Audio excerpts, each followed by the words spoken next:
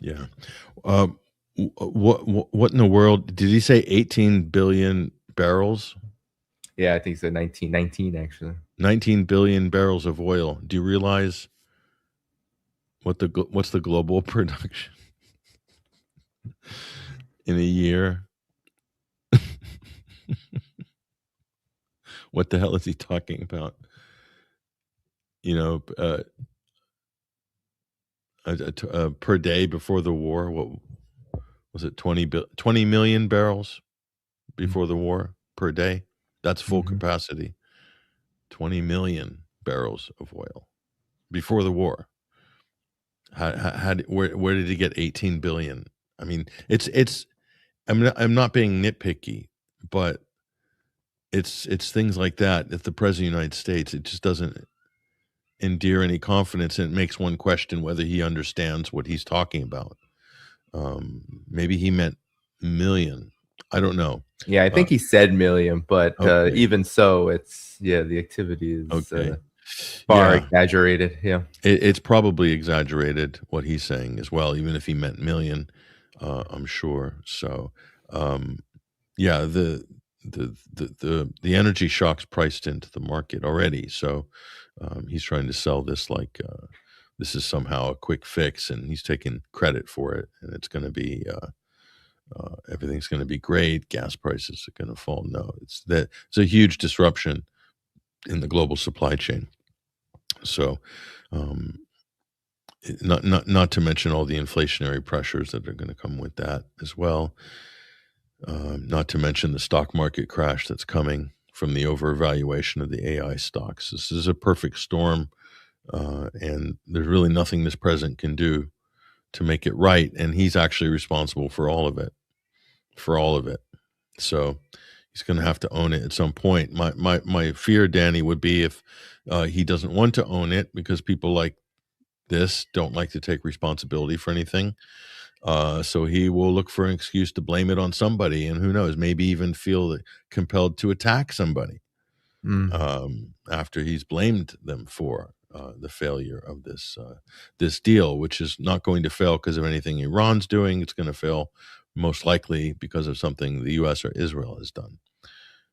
So I don't think we're out of the woods yet. Because when you see that's the problem. This erratic talk, Trump either is setting it up, he's setting up the board for some future move, uh, underhanded moves at sometimes, um, but it's definitely not stable talk. It's not reliable sort of discourse that indicates anything stable from the U.S. and committed and consistent. No, it's not. That's the problem. I always worry about the advisors because normally a president would have good advisors that would prevent him from making a fool out of himself or creating more problems by things that he says. Clearly, that's not the case. With this president doesn't have any such advisors. So if he doesn't have any advisors that want to keep him out of trouble, who is his top advisor? Is it himself? Is he his top advisor? Because that's pretty frightening. Just a legitimate question. And certainly I hope it's not his top advisor is Jared Kushner, his son-in-law. That's not great either. So, and I don't know. It's I think the talks I think this process personally is going nowhere. I think it will net hopefully some positive steps in the interim that might create conditions for possible future framework. I hope so. Um, you know, unsanctioning of oil and restraining Israel even temporarily. I think these are all positive things. Everyone's very happy about these things, but long term, can they stick to it? Can they make it happen long term? Can they remain consistent? We're not sure. It's not convinced. Yeah, I mean, there's a lot of as this process goes from days to weeks into months. Now I noticed that there is a lot more concern arising about whether this ceasefire, this MOU, is a good deal for Iran. Of course, we've covered on this show the terms are indeed very much favorable to Iran. But at the same time, there are those who are concerned about, the I think the perhaps the giving up of leverage over time. The longer that this goes on, the more that things ease in the Strait of Hormuz. There have been some people also who have been not happy about the possibilities of a long-term conversation with the United States about Lebanon, about even Gaza taking place when the United States, as you said, can't be trusted to fulfill any of its terms. I'm curious on what you believe this all means for Iran and for the world right now, that we have this seemingly cracking so-called ceasefire, this MOU, which the longer this goes on, the 60 days will come up very soon, and uh, it doesn't look promising that somehow all of these terms, all of these issues in this MOU will be resolved then. If you think the U.S. is honest and doing this in good faith and not just buying time to restock and resupply their munitions and that of their ally Israel, interceptors, JDAM bombs, restocking basically for potentially another round of hostilities, I think that would be naive to assume that's not the case. I would absolutely assume that's the case. Certainly, from an Israeli point of view, that's absolutely a requirement. Absolute requirement. They're not planning for peace, Israel. So if Israel's not planning for peace, the United States still supports them, still supplies them, still helps manage their whole defense array, and they're right there side by side with them. So that's going to happen. So the buildup, there's a buildup happening now, and a reconfiguration of forces and capabilities in the region. It's happening now. So the U.S. and when the time when they're stronger, they'll be in a position to perhaps be a little bit more aggressive. They're not right now. They're in a very, I think, weak position. The U.S. and Israel, in terms of, especially compared to where they were before. And strategically, Israel has its objectives, but the U.S. has no strategy anymore. They've got nothing. They have no strategy, just playing spoiler, I guess. That's the role in the region. I don't see any real clear strategy. The strategy was to make sure Iran doesn't have a nuclear weapon. This is kind of a bogus claim as well. They're doing nuclear talks now, and I think Iran can just go through the motions and keep the U.S. busy with this for a while. In fact, so and it's almost like you're really getting tired of Trump boasting about how many ships he's sunk, how many Iranian planes he's destroyed, or whatever. What's the basis for the U.S. Attacking Iran, taking out their navy? Did the Iranian navy ever fire on the U.S.? No, they didn't. Did the U.S. sink any Iranian ships, unarmed ships? Yes, they did. Did they kill Iranian sailors? Yeah. So if anyone has a motivation to attack the U.S. Naval assets in the region, it's Iran, and they would be within their right to do that under the laws of war. But that's always a problem. So if it's just about bragging how much of the other side's things that you destroyed or wrecked, uh, this is a bad look for the U.S. Americans kind of writing it off at the moment, but I think internationally it's a very, very bad look for the U.S. Again, I would advise somebody who's advising the president to sort of tell him to put a sock in it, because he's doing so much damage to himself, to the office, to the U.S. and their reputation on the international stage.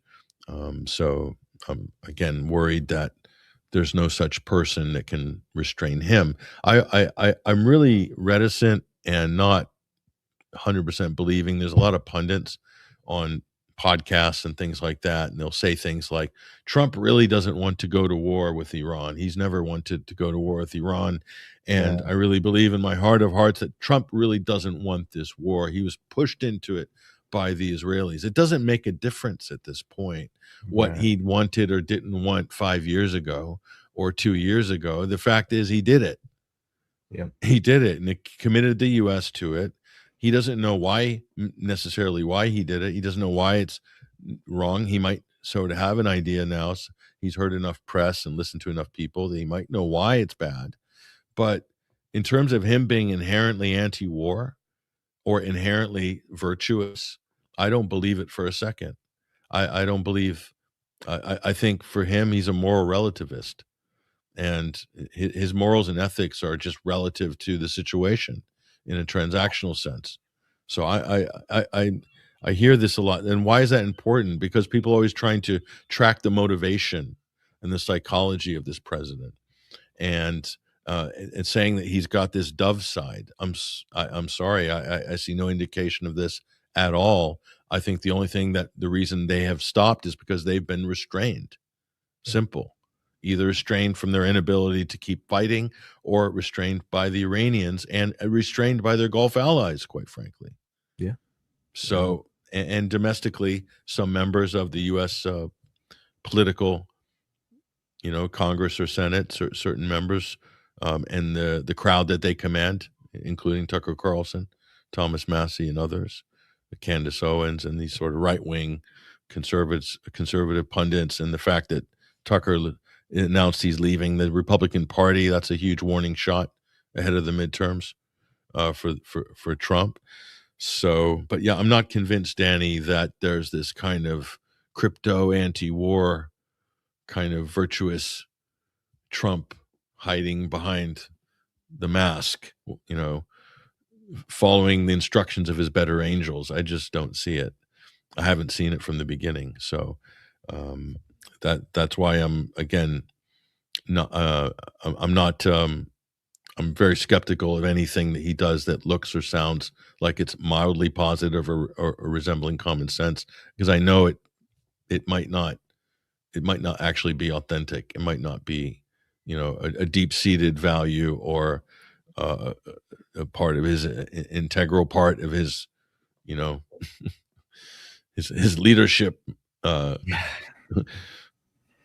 Yeah, I mean, I would highly caution on so many things. First of all, anyone who is involved and is part of the Epstein class, as some people are talking, I think we should caution anyone into looking too deeply into what kind of value system these people hold that has anything to do with restraining themselves on violence, war, any kind of exploitation. I'd be highly doubtful on that, and also even the relationship with Israel. Be highly doubtful. We've been through this rodeo before. Oh my God, look at all the conflict, the phone calls, all of this, and then we see in the medium term, the medium long term, the collaboration remains very ironclad. I would not put much stock in this beyond the need for a pause. Maybe I could see a little bit of disagreements of, okay, U.S. wanting a pause and Israel being like, no pause. Beyond that, I just don't see any why there would be any disagreement. And then just to pile on the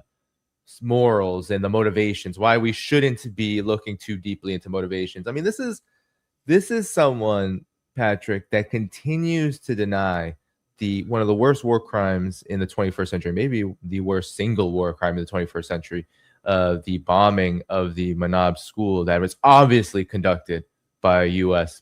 Tomahawk missiles, killing over 168 children. This is his response to any question about it.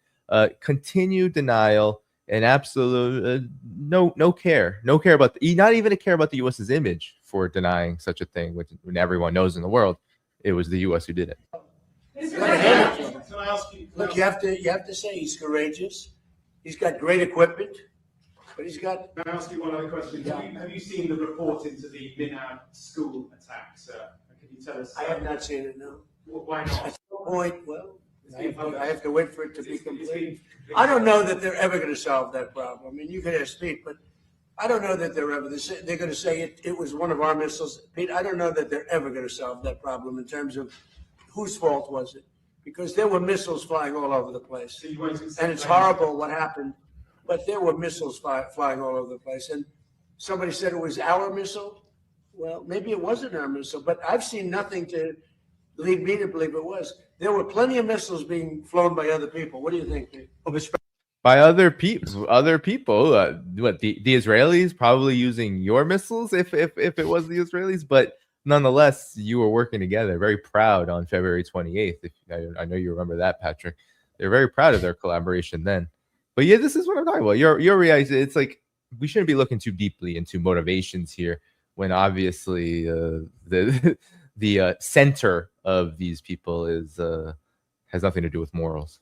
No, he would rather walk over a bed of fiery red hot coals and broken glass than to ever admit or take responsibility for the myriad of war crimes which he is guilty of. And you see how he deflects to, he's so insecure, he's such a coward, our president. He has to deflect to the Fox News weekend host, Pete Hegseth. Say, what do you think, Pete?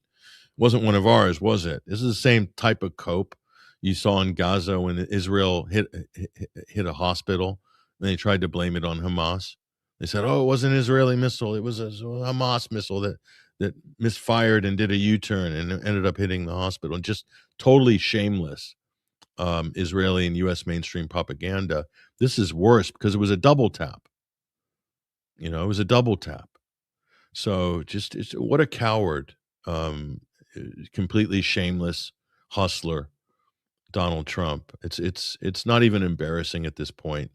You know, when you see that, that's why a lot of Republicans and former supporters can't stand the sight of him. They just don't want to see him anymore. The mere sight and sound of his voice induces nausea at this point. These are his supporters, and it's because of that. He's just a fundamentally dishonest and dark, mean-hearted person. Deep down, he's got doesn't have a compassionate bone in his body. He is an absolute robot on autopilot, a narcissistic android, as far as we can see. So, I mean, it's just ridiculous. And it's also the whole shtick of him holding court with his entourage is just so embarrassing. That is a fundamentally weak leader. Needs to always be flanked by his entourage of stooges.